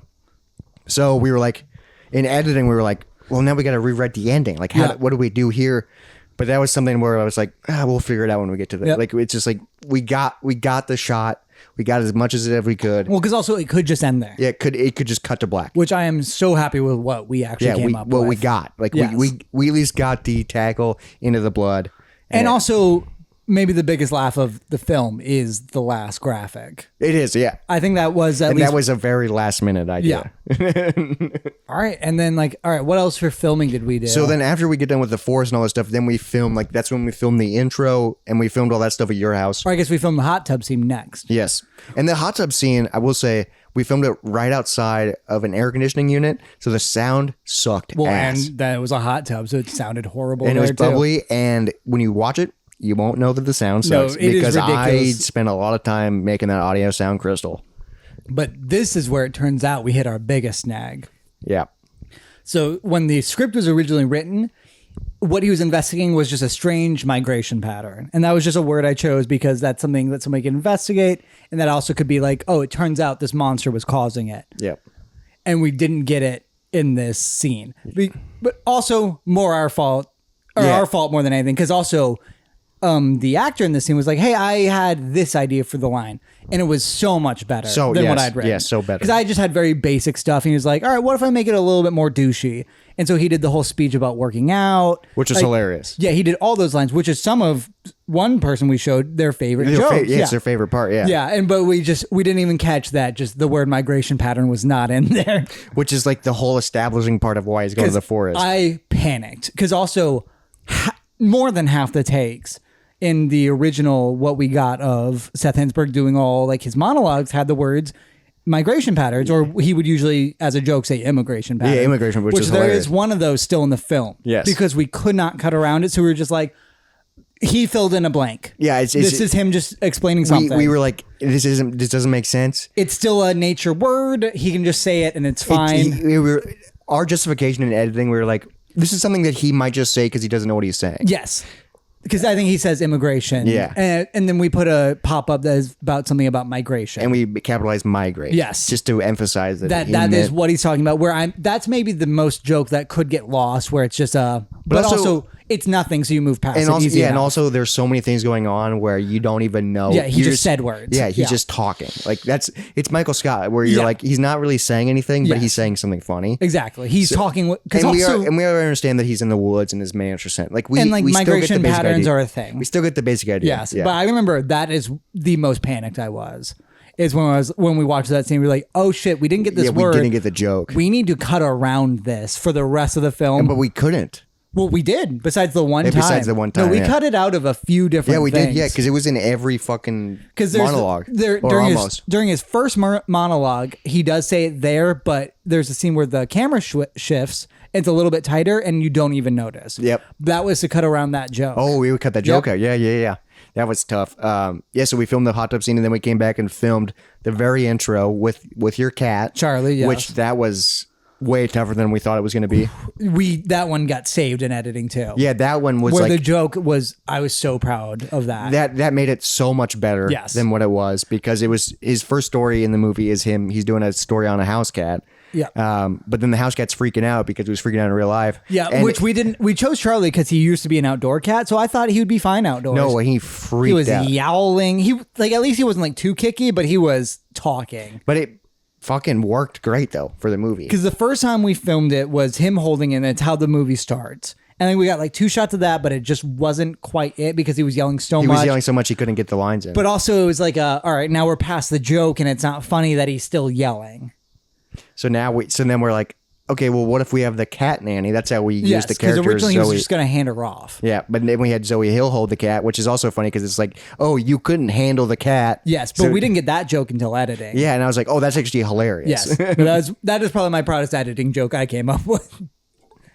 Was the idea of it starts with him, and at the second yell, he makes such a good face that was like, all right, cut, shift. Yeah, shift to it's another take and do a little bar. Because also the fact that we did that bar just kind of unleashed everything that else. That bar was like, oh, we're already establishing that they edit. That was the beginning of the stupidity. Yes. So we finish filming, we get everything done, and then we start putting it together. Yeah, everyone goes home. Yeah, we're drinking, we're having. Because I think before you showed everybody like the good takes of like the tackle and stuff. Yeah, dude. John Seth Hinzburg, he watched the tackle. He watched it before I did. So many times, and he's like, again. And then he's like, can I film it? And he filmed the raw footage of the tackle, and it was making him laugh so hard. And he was like, he literally made me play it 10 times, and he was dying laughing. I was like, yeah, it's hilarious. Yeah. Dude. But we did this. He was so excited. But I was starting to stitch it together. I always do like a rough draft, just get things in order, and then I go through the takes, and then I'm like, okay. Because also this year we figured out that we can hook your laptop up to my TV, which was badass. So nice. So we can have better sound, and then you can also see what I'm doing. Yes, and give like little notes about specific things, which is fucking while really you were nice. doing tiny stuff. So I was doing editing. It started off because the intro. I always worked linear. Yeah. Started off with the intro of like we do that bar fake cut. Yeah. And do a different take and then I was like, okay, well this whole video is going to be wild. Then we're going to make it wild then, and then we realized in editing that we had no exposition. We had no transition either. Like yeah, that's the word. No transition shots. So in the script, we had written that the whole film crew that's doing the YouTube thing, there was going to be B-roll shots of them walking around the forest, hiking, fucking around. That'd be a montage shot. We filmed none of that. Yep, we didn't even think about it. So then in editing, I was like, oh, fuck. We have this scene and then this scene. There's no way to connect these scenes. How the hell are we going to do this? And I don't even know how we came up with it. This was the one that you were just like, hey, I'm going to do something. Give me a second. I will show you. You either love it or hate it. Oh, and it was because I was like, cats are cool. Cats are cool because I was like, oh, this is YouTube. Yeah. This is what YouTuber. And then also this is a weird thing. And I don't even know if this is a real thing, but people say method acting. Yes. And that's like, where you really get into character. I did method editing. And I really dove deep into it. Yes. I pretended like I was Seth Hinzburg. So not even Sean, not even an actor. I pretended like I was the character, and I edited like how the character would edit. Right. Like I was like, this is Seth Hinzburg's show this is like a YouTube show. And he probably edits it himself. How would he do it? He would do these dumb fucking graphics and pop-ins. It's like Threat Level Midnight. Yeah. The way they edit it is how Michael Scott would have edited it. That's like what. So then I was like, I'd say that's probably the closest thing to it is Threat Level Midnight. Yeah, it's Michael Scott. So it's like, so that's 100% what I did. And I fully dove into it. And I was like, oh, this just got weird. Because we had none of those graphics were planned. Nope. That all came fucking Saturday night. Mm-hmm. And none of the cast or crew knew about it. Besides us two. I think we had like maybe 2 of the graphics planned. I think we came up with the tree suicide one while everyone was here. So we had the pop-ups planned. Yes. Like the little we had the fun facts planned. Like but only like 2 of them. We only had 2 of those planned, but we had none of the transitions where it's like trees are terrific. Yeah. Cats are cool. Fun with wildlife. And like exploring time. Yeah, we had none of those planned. Those were all made up. And then we came up with a ton of more pop-ins and fun facts. Yeah. And it was just like It got out of hand. It got out of control because also we were editing. It was like midnight. You took a fucking NyQuil PM. I took a Tylenol PM, yeah, because I had a headache. Tylenol PM. I was getting a little delirious, drinking some whiskey. So we didn't finish editing until after 4 a.m. Yeah. We did not even finish. We called it a night. We called it a night at 4 a.m., but you took a Tylenol PM at midnight. Yeah. And stayed up till 4 a.m. And it fueled the right stuff. So you started getting delusional. I was delusional. And we kept ending. Yes. Because I think you came up with like every title card and the idea for it. And then I came up with every pop-up. Yeah, literally. But then you added the little photos for every pop-up, which was another joke in itself. Yeah, literally. It was just like, oh, this would be hilarious. And then when we were editing the first dance scene of Nikki, like right before, it was like we playing like Edgar Wright style cuts. I was gonna say that's what we do. And like if you've ever seen Shaun of the Dead, Hot Fuzz, or not Hot. Wait. Yeah, Hot Fuzz, and then like Baby Driver, Scott Pilgrim. They do this quick. They're all like a second long, and they're all slightly zooming with like over dramatic sound. I would say it's a great way to just express passage of time. Yeah, and like things got done. Edgar Wright cuts. That's how I describe them. But we're like, let's do Edgar Wright cuts. And we've done them before because we love Edgar. Like and they're fun to do. Probably our favorite director, at least between the two. He's incredible. So we were like, let's do this, and then we're like, well, we want to get a shot of Nikki dancing for part of this and maybe to break up some of the quick cuts. Yeah. But the shot we got of him dancing wasn't, I wish it was longer. But also let's tell the story about filming that real quick. Okay, yeah. Because also that was the very last thing we filmed were those quick cuts. Oh, yes. Because remember how everyone was like not on board. But also they were like, they took the seatbelt thing too seriously where they wanted the click at the same time. And I remember being like, oh no, all you guys need to do is pull it at the same time. Yeah, it doesn't have to. Because we can't fucking see what you're doing. And they kept going, oh, we're not getting the clicks at the right time. And we're like, nope, just pull. But they were in the car. We were outside the car and they did it. But then we were like, okay, we're going to do Nikki's going to be dancing in the foreground. Yes. And I'm going to do a quick zoom while he's dancing, Edgar Wright style. And I was like, I just want you to dance and I'm going to zoom in on you and just keep dancing for as long as you can. No, it was like, and then we'll call cut. Yeah. And then the first time we were all just watching him and we were like, all right, go. And he's like, absolutely not. Because the way we told him to dance was like such a weird. Yeah, you really like it. You're really good at it, but you're a little embarrassed. It's still your little secret. And you kind of are stationary, like your feet don't move, but your arms and hands move, but we did not direct what he did. Oh, he took it to the dude. He should have won Best Supporting Actor. Yes, for the dancing, because his he dancing made the film, and it's so sexual. But he was so embarrassed. We had to turn around while he did it. Yeah, he was so embarrassed to do it, and I was like hoping to get a full minute of it. No, because we all were like, immediately like, never say cut. Yeah, because he was like, can you please turn around and I'll do it alone? And we're like, yeah, but I'm still gonna get it. Yeah. And I kept messing up the zoom, so I was like, we got to do it again. We got to do it again. We finally got it, and then he was like, oh, I can't do it anymore. And it's just like, okay, well. That'll be good enough. Well, I mean, but even for the long shot, he was just like, "You guys gonna say cut?" And then we all laughed. Yeah, because I wanted it to go on long. I thought he did it for like 15 seconds. Turns out it was only like 5. Yeah, it was very short, which is still a long. But also, we told him it'd be a quick cut. Yeah, it's Edgar Wright. Yeah, but then in editing, we were like, let's make this long. Because I think I was bummed. Like, I just wish it was longer. Like, well, let me try something. Yeah, that's what I was like. Disconnect from the TV real quick. Trust the process.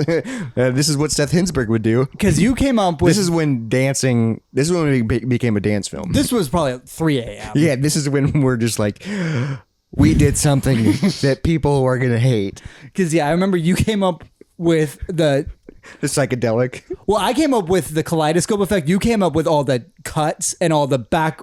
forward and blending into itself. Yeah. And then I remember us going through just EDM music. We probably listened to like 30 songs and we were just like, that's the one. That's the one. And then you put it together and it was so perfect. And then also like you're watching a movie that's also about a YouTube video. It's about a thing. It's also about a YouTube video. And then there's these random Edgar Wright cuts. And then all of a sudden there's a zoom in of some guy dancing and then it fades, zooms out to black, and then it's psychedelic. But it also doesn't even zoom out to black. It shrinks. It shrinks to black, and then you're like, "What the fuck is this?" So we did it, and it made me laugh so hard because I was like, "This is insane." I was like, our team's gonna hate this." Yes, and we knew that Nick was gonna hate it because he didn't know what we did do well. No, because he was a background actor, and all of a sudden he became a main actor. Yeah. Because I wanted his dance to be longer, so we just reused his dance segments and I just edited it differently. And you put it in like the perfect formations for whatever moves he was doing. Oh, dude, it's so funny. But I remember the next day when we showed our lead actor, we had him watch the film and we left the room. Well, we went to just the other room and watched from the doorway. Yeah, watched from the doorway. So he could turn around and yell And when at it went us. to the dance segment, we just heard him go, "What the fuck?" Yeah. Like, dude, he was like, "What'd you do?" He ended up loving it. Well, because I think the first thing he said was, "I think it's too long." We're like, "Nope, watch it again. It's perfect. It's actually not long enough." It's actually like we could have made it worse. Yeah. Well, because also same with like our film last year, you and I had to cut down a minute long. It was probably a 2-minute take to begin with. Of you just walking. Yeah, doing the and walks. I wanted it as long as possible. Dude, it's so like literally that's when we rewrote the film, is when we did all the pop-ups, the graphics. We made the dance segment way different. Well, because we ended up like adding like 4 more graphics. We were like, all right, well, here can be one, here can be one. Also, like one scene, it was like the dialogue was just too fast, and like the angle. I remember the camera angle. It's when Nikki first asks Seth about dancing. The shot before and then to that was just too similar that it wasn't a cut. So we needed a breakthrough, and then we were like, well, we're embracing the ridiculousness and the YouTube aspect of this, so let's make it consistent. If we're gonna do it, let's do it the entire film. Like if we've started it, then make it all of it. So then we were editing it, and then we were like, well, now we have a solution for the ending. Yes, because it's like this is what would happen. Yep, please so then stand we just had a credit that please stand by. So we literally had like a list, because we wanted to get photos of Seth Hinzburg, Sean, our lead actor, in all of these graphics. So I had like a list of all these poses I wanted him to do. But this is also an idea he had no idea about. Yes. So he came over the next day and we were like, hey, the movie's almost done. We just need to get photos of you. And we didn't tell him what they were for. But also, when did we first tell him that? Because we only have 48 hours to make this film. You and I woke up. We went to bed at 4 a.m. We probably woke up. I got up at 8. Yeah, and I woke up at like 9:30, I think. And I was just editing. And then we were like, well, we need fucking Sean. So we texted him probably like 10. Yeah. Nothing. So we probably wait. I think we were like pacing and we were like, all right, well, 11, because also he's a new friend. Yeah. So we don't want to like annoy him. So we're like 11:30. But he also said like, let me know. Yeah, whatever I can do. And I'll come over and whatever I need. And probably at noon we called him. No response. And we're like, we really need you for these graphics. Because we had the graphics built with everything but him. But adding him to it would make it so much better. And also we had the poses written down already of what he needed to do. Yes, exactly. and it would be super easy and I was fast. like, all right, well, I washed the costume. It's back. It's ready. It's not covered in blood anymore. So it's like we couldn't get a hold of him. And then like we're messaging in group chats. We're messaging, and it's like it's due at 7. And finally he's like, oh, I'm at the lake. Yeah. And we're like, what? And he was like, yeah, I don't have my phone. I logged into my wife's phone, or I took my wife's phone and logged into her Facebook to check messages, and I saw all of this. And we're like, why? Yeah, we're like, we need you. You went to a lake? Yeah, we need you, right? So he's like, I'll be there in an hour. And we're like, oh, fuck. Well, once we at least knew the hour, we were like, it's fine. But also you and I, our stomach were in knots of being like, we have to show him. Yeah, because also he has no idea what we've done to the movie. We did too. We were so nervous. He thought it was just a basic, it was funny, the shots were incredible, and that's it. Not all the bullshit in between every shot, let alone the dance. We turned it into, the dance is what I was so scared about. Yeah. We turned it into an Adult Swim show. Yeah. We turned it into, like, it became a fucking... Because what I wanted, or like what we were watching, I was like, all right, so this is what happens when you fall asleep to like regular show, and then you wake up at 3 a.m. Like you fall asleep to Cartoon Network, and you wake up to Adult Swim. Yeah, and then I remember those times. And then, like, that's... Literally, this would be a show, and what's cool is like this could be a recurring show. Yeah, we want to turn it into at least a mini series that we throw in every once in a while. And just like literally, it's just him fucking doing new shit, doing crazy stuff. I had some ideas already. Or I showed you some ideas that I had of how to make it better. The ideas are hilarious, and they'll fit into the format perfectly. But it's literally like you wake up at 3 a.m. and then it just goes, cats are cool. Yeah, and then and you're just like, what am I watching? Like, I it love just the idea. Happens to you. That's what I was gonna say. I love the idea of a short film happening to you.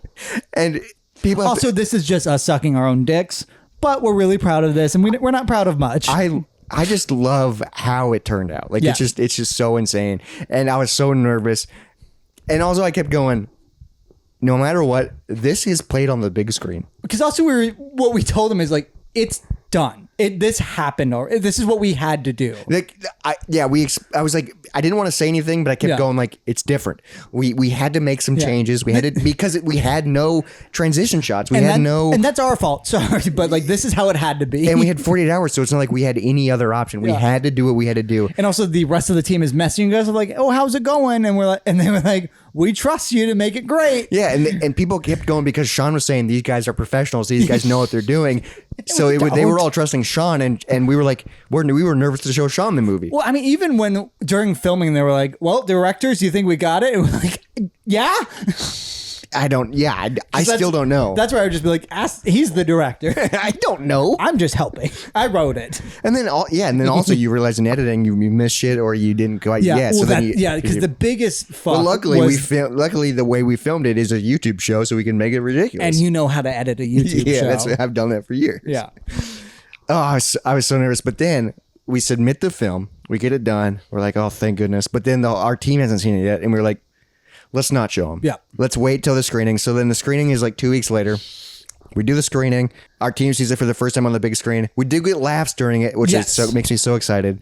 I think my favorite moment of the live screening, though, for the first time was when our end credits popped up. You just hear one lady go, what the fuck? Yeah, because we have the dumbest end screen, which we talked about earlier. When also, like, I love that the way we did the credits, where we purpose elevator music. Because this is something like Sean asked about. I was like, nope, it has to be this song because this is the perfect song to have people just sit in it. Yeah, because we sit in the filth. Yeah, like people.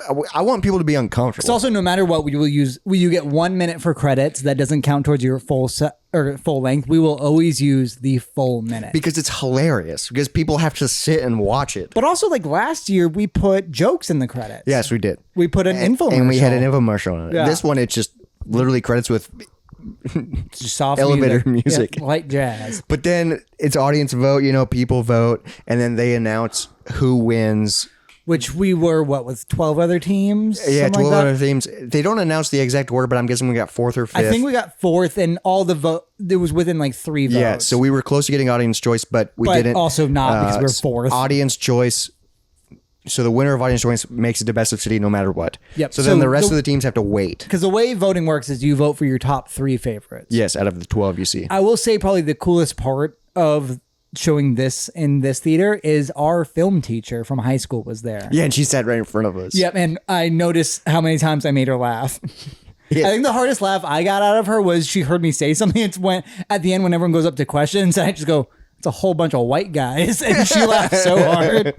I also remember when our movie was being played, and then the end screen popped up, and it goes, yeehaw! She laughed at that because she goes, they haven't changed one bit. Yeah, because she watched the bullshit we made in high school, and then she's like, "Oh, it's now professional bullshit." Yeah, it's like they haven't matured at all. They're still doing it. They haven't matured at all, but the quality's better. Yeah, that's where I was like really excited to talk to her because also she had this idea of me in high school, and I think I've lived up to it. Yes, where I was like, yeah, I'm a freak show performer, and also I build arcade cabinets for a living now. Like I'm so proud of what I am on paper. But also, I remember I took her class twice, and she's kind of what started my whole film thing. I took it 3 times. She's kind of what started my whole film thing. Yeah. And what's so wild is even when I graduated, my photo of me doing film was still like it was being used to advertise film class. I bet, my sisters, when they went to Valley, I was in one of the hallways. That's so and it's funny. a photo of me like holding a camera. And so I was like, that's fucking kind of cool. Yeah, it was badass. So about a week and a half later, they announced Best of City.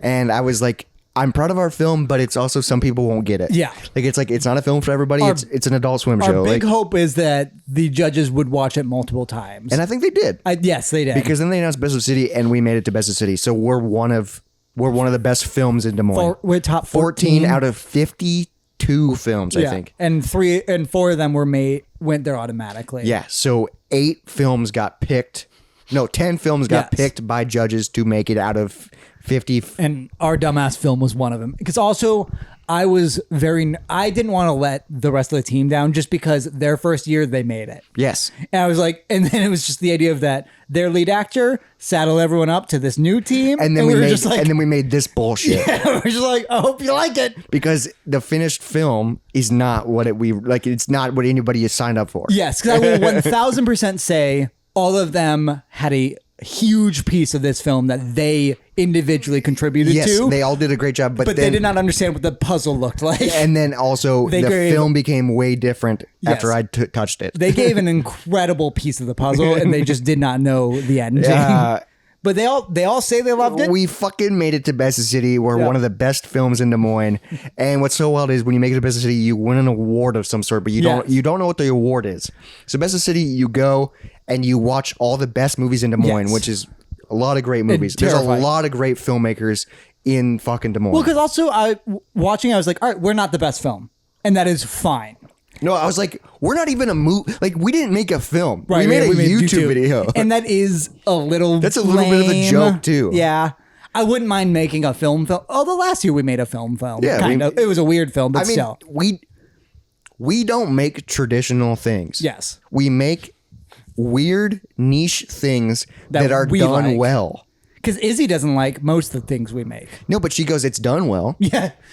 Yeah. She goes, you guys are good at what you do. You guys did You're this. not good at making traditional. And it's like the past 2 years, we get a genre and it's like, okay, well, we're not going to do traditional fantasy. Yeah. Let's make it our own. Or we're not going to do traditional fucking, what do we get last? Sci-fi. Yeah. We're going to make it our own. Yeah. We're fucking weird.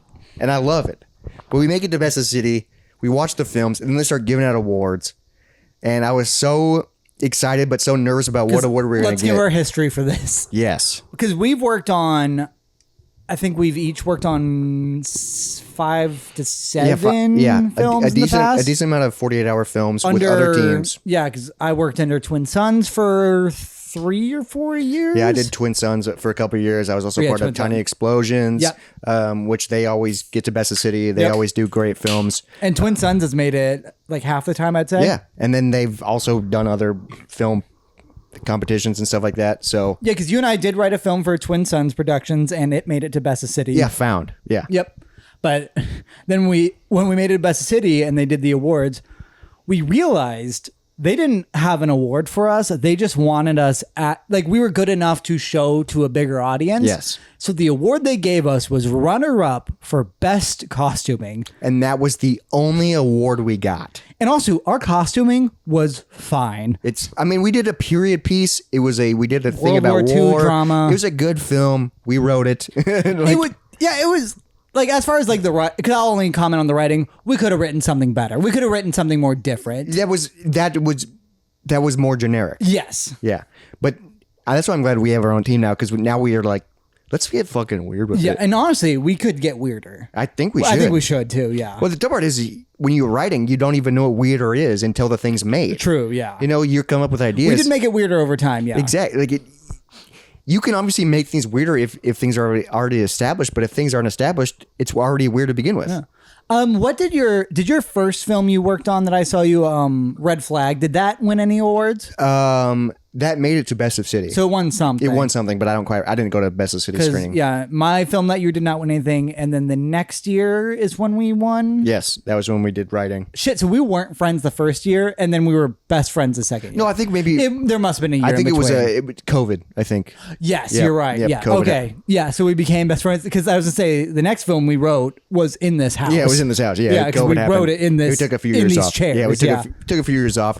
But we won runner-up for best costuming. That was the only time we ever made it to Best of City. But I will also say the awards they give are made up every year. Like the award we won this year wasn't an award last year. No, but it was made for us. Yes. And I'm so happy with this But award. that's why it's such bullshit that we won runner-up for best. They could have made a new award of best period piece or something. anything, Yeah. and we could have won that, and it wouldn't have been bullshit. But they gave us the second best. Runner-up for best costuming. I was so fucking mad, even though, I did sound and then we just wrote it, but I was so fucking pissed. Yeah. Because I was like, oh, we made it to Best of City, and so many teams win multiple awards. And our team lead was so mad that it was his team. I have the award. He didn't even want it? No, I have the plaque. Shit. Yeah. Okay. Oh, you got a plaque. No, or it's a piece of paper. Okay, Yeah. well, we got a trophy this year. I know, which but is like sick. you and I have everything we won from that because he gave it to me. He was Yeah, like, I don't even want to touch this. Yeah, because and then we went and drank. You and I drank our sorrows you and afterwards, I went to a dive bar and it was fucking with Jaden. So we were super nervous that we were gonna win runner-up for best costuming or costuming in general. Which we could have won. We could have won costuming It's because just- of the goblin. Which all of us were like, that would suck because like, yeah, the goblin's great, but it's he just had that. That's why we won. It wasn't because of the film. Yeah. It was because he. But also everybody else in the movie was dressed fucking weird. Specifically, yeah. Specifically. Luckily, we didn't win that, and they were announcing awards, and it was like costume thing went through, and we were like, oh, thank God. Yeah. Even though the goblin looked great. Yes. But then they were also announcing, like, they start off with like the basic generic awards, and we were like, well, we haven't been announced yet. Yeah. We haven't been, like, it was like a few awards, and we were like, oh shit. Yep. But I think before we were nominated for any, we did win this. We one. did, yeah. So then they were like best graphics.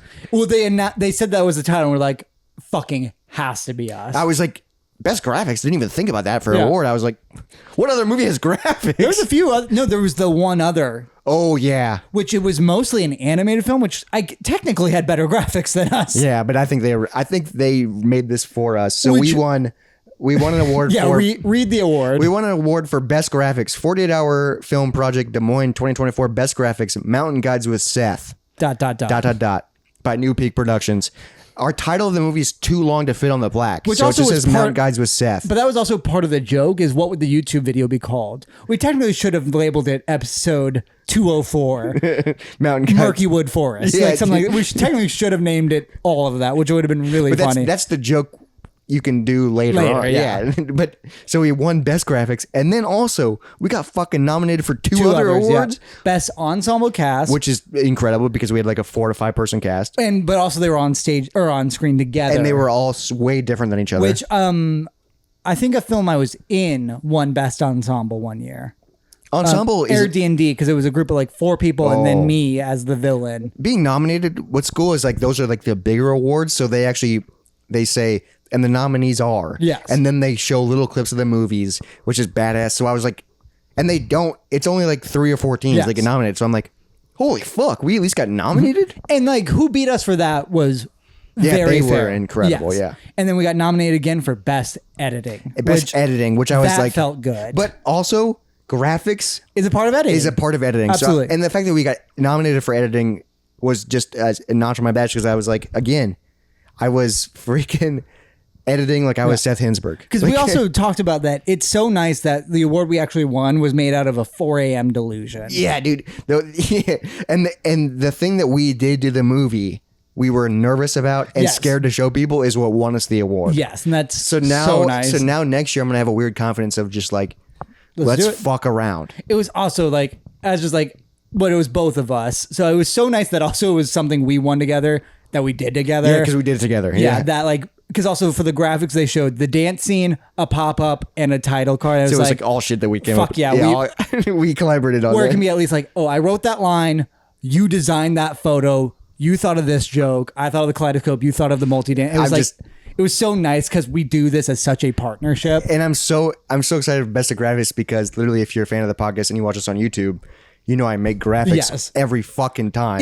It's really fitting that that's what you won for, yeah. So now I'm an award-winning graphic designer. You fucking put that on your like where Website? where you're trying to get it on, like, what's the word, like freelance, yeah. Dude, you could literally put that I've won awards for my graphics. But also I'm not a graphic designer. Like I like suck at Photoshop. Very true. I suck at Photoshop. I'm just good at doing specific graphics. All graphics are specific. That's true. Yeah. I got an award. I got a fucking trophy, baby. But that was basically it. It's been a month long, which seems like forever ago that we filmed. Yeah. 2 screenings of it. Seeing it on the big screen twice is just a journey in itself. Also winning official selection of Best of City So nice. is so nice. So now we're an award-winning short film. That's literally the name on YouTube. Yep. Award-winning short film, Mountain Guides with Seth Hinzburg. Fucking incredible. So proud of it. Go watch it if you haven't seen it. Yes, and subscribe to that channel because we're gonna post more shit. If anyone is a fan of this podcast, I'm pretty sure you will like our short films. Oh, yes. If you like our short films, you probably will hate this long drawn podcast. Yeah. Because Really, that's what we're good at. there's a few things on the channel. You got our film from last year, this film, a blooper reel. I mean, we also talk few about shorts. We talk about our old YouTube channel, Sketchfan, Yep. which we're very proud of still. It's just Sketchfan was badass. Yeah, the group just didn't stick Yeah. together for long. It's an ensemble that it's tough to, when you're adults, it's tough Yeah. to schedule. But that was, I didn't expect to talk about it for this long, I figured this would just be the episode. but that's the episode. Yeah. So we hope I'm so proud. I'm so proud of it. But this is like this is the one and only time we can talk about it. Yes. You know what I mean? So it's like, let's get it out. And like also, then it's out there. Yeah, it's a watch along with one film. Which why we talk about this for an hour and a half and it's a 7-minute film. Yeah. But also we talk about a 2-hour film for 3 hours sometimes. That's true. Yeah. Yep, that's true. And we didn't even make that. Yeah, but that was our experience for the 48-hour film festival. No matter where you do, there's probably that film festival somewhere close to you. And if you win, maybe we'll win and you can compete with us. Dude, also, if you're even intrigued by it, just fucking join a team. Just do it. And also, just like there was a few people that did the 48-hour, that do the 48-hour that are in high school. Yeah. Like, I wish I would have started. Some of those were really fun. I wish I would have started in high school. Oh, also, shout out friends of the podcast. They've been on an episode before. Your Local Vamp. They made a 48-hour film that was one of the best I've seen. Oh yeah, Jordan and Blair, they were on the podcast for It's a Play Date. Yeah, It's a Play Date. They're also filmmakers. They did something fucking incredible. I'll link that below too as well. Yeah. Check that movie out. That was when I saw that was they were in a different screening group than us. I was like, that's the best 48-hour film I've ever seen. And even I was so shocked. And then I'm so sad that because they didn't make it to Best of City. And like theirs was better than ours. Theirs was like I was like, if they would have made it not us, I would have been like, oh, that makes sense. Fair. Yeah. I wouldn't have been butthurt. Go watch their movie. Their movie was like, and then it's also fantastic. Man, so many amazing filmmakers in Iowa. Yeah, which is so weird because it's like, oh yeah, where do these people come from? Yeah, I would also just recommend like YouTube Des Moines 48-hour film festival 2024. See our competition. Some of it was so fucking good. Yeah, there's a lot of really good ones. And then one of the movie that won Best of City, Sharp, that's going on to Filmapalooza. So what's cool about 48 is if you win the Des Moines 48, you move on to Filmapalooza, and then you're in another competition, and then you have the chance to, if you can win that, you move on to another competition. And you're like best in the world. It just or something. keeps going. So like, what's wild is Sharp can't be shared yet. Yeah. And Sharp was amazing. That's the film that won. And like they deserve to win. That was one where I had zero issue. Because I was like, everything was perfect. Cinematography, writing, like directing. Well, you see the behind the scenes and they're like, even their equipment is out of this world. Yeah, they were great. But that movie can't even be shared yet because it's still in the competition circle, which is wild. So I hope one year we at least make it. I think it's feasible. I mean, Tiny Explosions, they won Des Moines 48 one year. That's true. And that was a team I used to help out with it. So, but they've also been a lot of teams have been doing it for like 20 plus years. Yeah. And this is our second year doing it, and we fucking are already award winning. Yeah, and we should have won an award the first year. Let's see what we can do next year. Yeah. We got to get best writing. I'll be such a dickhead. If you said you were worried I was going to win that. I know. I mean, you deserve it, but also your ego will get out of control. I don't even remember who won best writing this year. I think it was Vinegar. I thought so. That was a lot of monologues and a lot of good ones. Yeah, a lot of great movies. A lot of I think most of the stuff that won, I was like, yeah, you deserve to win that, and that was so nice. Yes, because there's been years in the past where we're dickheads about it and be like, we're better than that sometimes our egos get in the way, but this year I was like, okay, our ego is properly placed. Yeah, best graphics. Good with that. That's us. Yeah. That's what we know how to do. But this has been the Moist Monday podcast. Thanks for listening. This is what we know how to do. We just know how to talk and make movies. Yeah. That's it. It's only at 7 minutes of length, though. Make sure you follow us on TikTok, Instagram, and Threads, Moist Monday Podcast. Send us an email, moistmondaypodcast@gmail.com. Make sure you like us maybe subscribe to us on YouTube. No. Rate us 5 stars on all the podcast apps. Yes. What else is there to do? Also subscribe to New Peak Productions. Oh, to yes, see our check other out New stuff. Peak. Yes, please check out New Also Peak. check out Robert's other channel, Gaming Off the Grid. We've talked about before. Yeah. A lot of you are here because of that. We don't. I won't say we don't need subscribers, but they have a ton of other. Go over there and convince them to come back here. Yes. That's what we need. We need more Moist Mutuals out here. Infiltrate their community and make it Moist Mutuals. It is funny when people stop in and Wes is like, what? Yeah. When they say something super personal about heard you shit your pants last week. And I'm just like, yeah. I thought that was secret for the entire world. Yeah, it was an internet void. Yeah, I thought I'm telling the secrets to the world. I've told my mom again to stop listening to this because she brought up things we've talked about. Oh God, what'd she bring up? Nothing bad, but it was just like, don't. Because I know later on we talked about something bad. Yeah, because no matter what, it sometimes goes to jacking off. This is probably the best episode she can listen to. Yeah, but now we're getting fucking weird. Yeah. Now she knows I shit my pants. I mean, I didn't. It was a little harsh. She scored. Yeah, just a little. Yeah, No, twice though. pop-up ad. Yeah. Best graphics in my pants. And this is the Moist Monday podcast. Well, cheers, everybody. Happy freaking wet timber. We made a movie. Cheers, buddy. I Love you. bud. Freaking award winners. Bye, everybody. Dry bones, lazy bones, big bones, dance around in your bones.